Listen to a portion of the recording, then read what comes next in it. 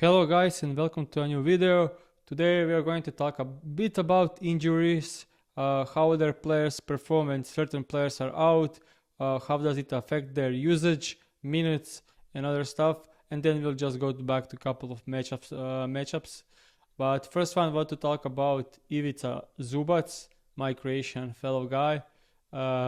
Ivica Zubac playing tonight against the Dallas Mavericks, and if we take a look at the injuries, we can see that Leonard is out, team leader in points scored, and also Bradley Beal is out for the season, but also high usage player. So if you look at first off on usage, Zubac averaging 20% usage on the season, but if you look at the games without Kawhi Leonard, we can see that his usage goes up to 22.5%, so a bit higher usage. Also, horrible matchup against the Thunder. So if we exclude that game, we can see that his usage over the last 4 games without Kawhi Leonard is actually 24%. Huge usage bump. He had 4 straight games with at least 20% usage and averaging 18.8 points over the last 4 games. So if you want to look at the bigger sample size, like last, let's say 18 games. Looking at the last 18 games with usage, so he had 24 usage over the last 4 games without Kawhi. So let's put it conservatively. Let's put his usage between 18 and top the most 25%. So right there, and we can right there see that he's averaging 20.1 points per game in that scenario. But let's look at the only at regular season games, up to 20.8 points. With that kind of usage, which is expected without 2 of the team main scorers. But we need to look at the expected minutes, which is 26 to 36. So let's just put down 26 to 36 minutes. And it changes a bit. We excluded some games where he top outliers where he played more than 40 minutes, and his average drops to 19.9. Covered this line in 16 out of 18 games. But now this looks great. Now let's look at the matchup. He scores most of his points in the paint, 99% of his points, and it's all green because Dallas is horrible. Rim defense, overall paint defense, they allow 5th most paint points, which is 6th most at the rim and 5th most from the paint non-restricted. So overall, shooting zones matchup perfect, almost can't be better. And then we look at the play types. He scored most of his points via post up, putback, and the pick and roll man. Post ups and the roll man kind of average, below average Dallas, but they struggle against putbacks, allowing 3rd most putbacks. So good matchup in play types. I would say way above average. And then let's look at the similar players by position. We can see that Wembanyama scored 40.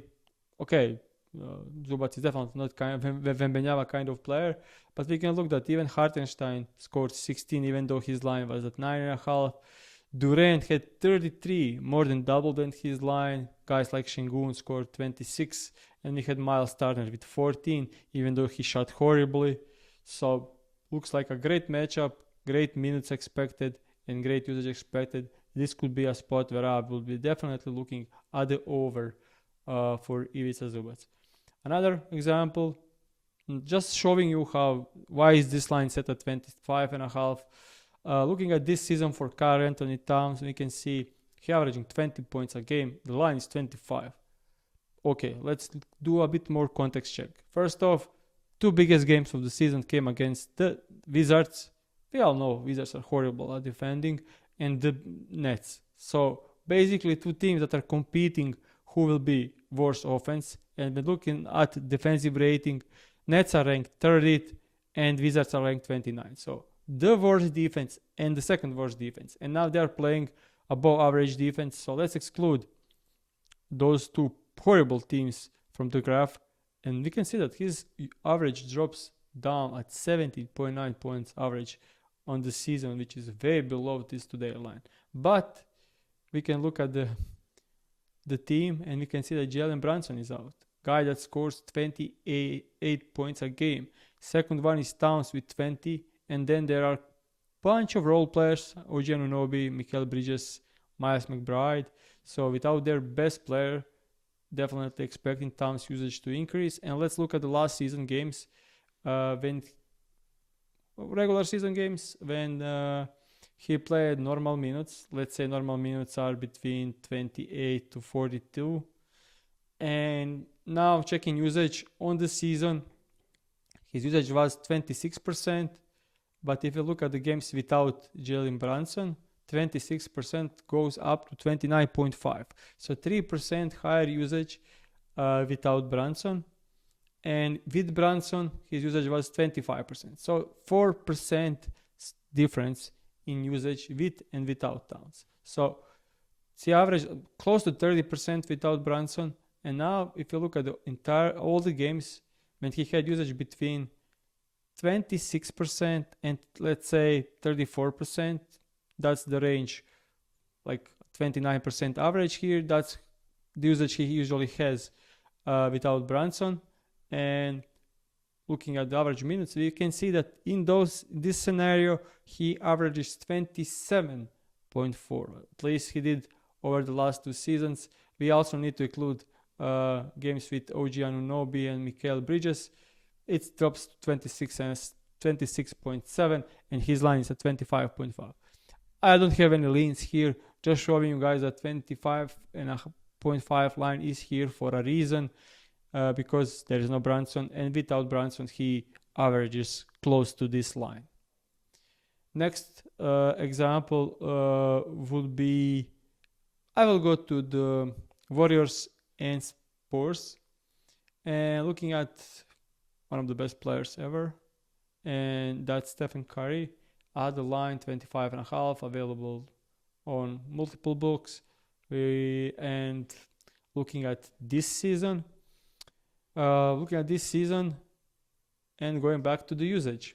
First off, let's just check in the games. Like, this was a huge blowout, this was a blowout, this was a blowout, this wasn't a blowout. So let's exclude the blowout, and we can do that here more.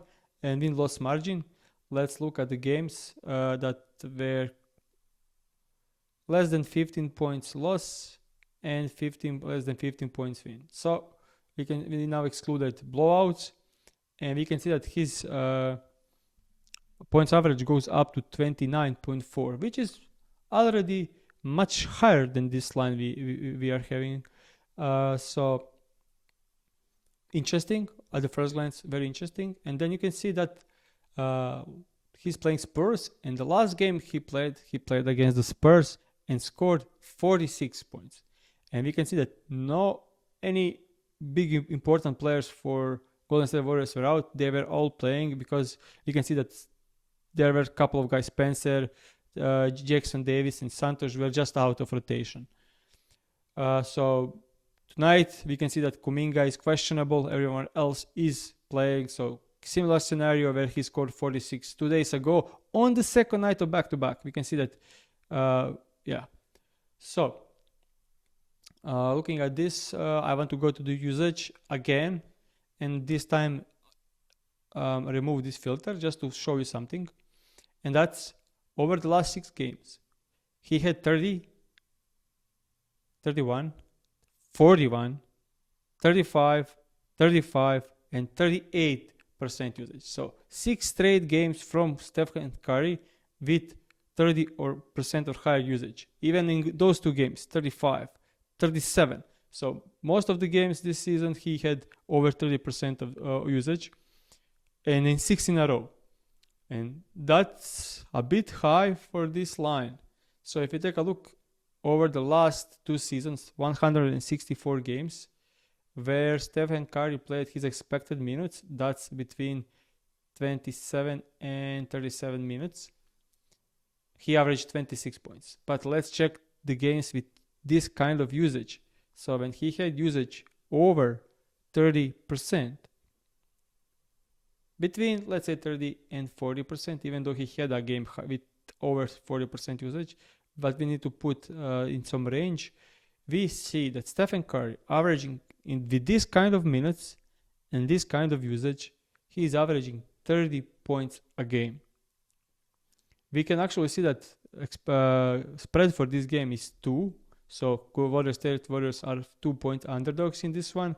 So we can maybe expect him to play at least 30 minutes in this one. And it changes just a bit.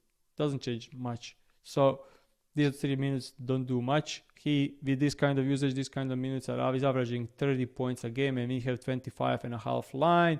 And we can see that this season, with this kind of usage, he's averaging 35.8, and that he already scored 46 against the Spurs.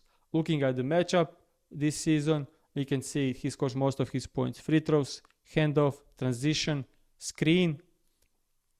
And they rank bottom 10 in 3 out of those 4. They are only great at transition, but that didn't matter last time they played when he scored 46. So I will definitely lean on the over in this scenario for Stephen Curry.